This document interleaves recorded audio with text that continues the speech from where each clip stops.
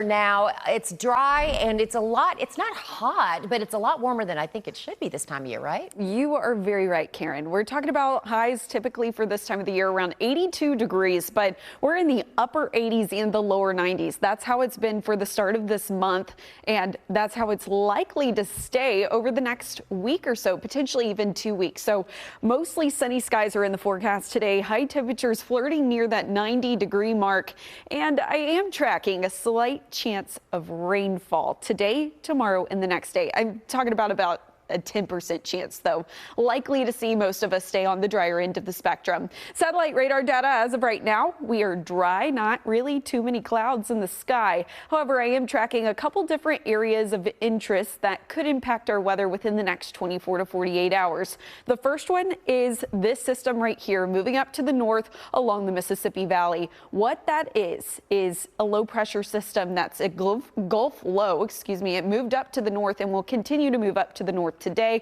Some of this residual moisture is moving in to our region. So areas to the east of the I-35 corridor have that potential for a couple spotty showers, maybe an isolated thunderstorm as we continue into this afternoon. But again, not everybody will see rainfall out of this system. Just the chance is there later on today.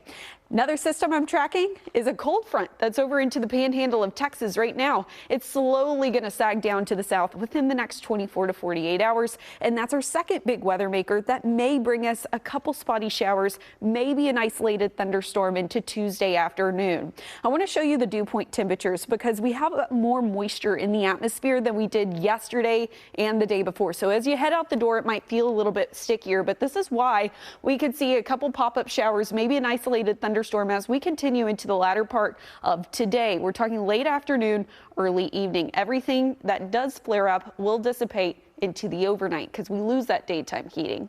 As we watch this frontal system sag down to the south, we could see a couple more pop-up showers, maybe an isolated thunderstorm as we move into tomorrow afternoon through the evening. Where this boundary ends up is going to be highly dependent on where we see any of the activity flare up, as well as where the cooler conditions will lie.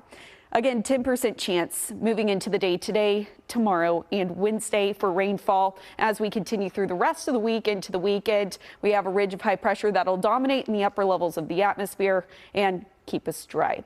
As of right now, we're in the lower 80s here across the Metroplex. Notice that front is moving through the panhandle. Amarillo's only at 64 degrees. As we continue into this afternoon, about 90 degrees is where we'll be sitting at. Again, 90s will likely linger in the forecast as we continue into Tuesday. Temperatures dip just a little bit back around 86 degrees into Wednesday, but generally speaking, we start to warm up again and above normal temperatures are expected through mid-October, and low amounts of precipitation is also going to be in the forecast. Once again, high temperature today will be above average at 90 degrees, mostly sunny skies.